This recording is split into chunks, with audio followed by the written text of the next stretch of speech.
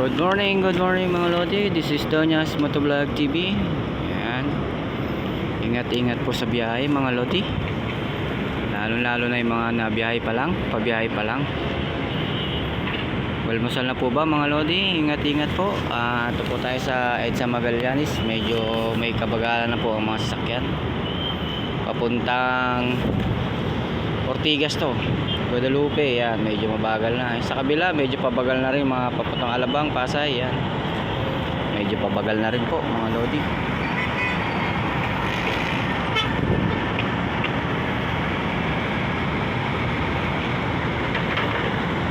Ingat-ingat po mga Lodi. Mag-almusal muna bago umalis sa kanilang mga tahanan. Ingat-ingat po. God first po tayo, God first. Pray first. Di pa sumisikat si Haring Araw o natabunan lang.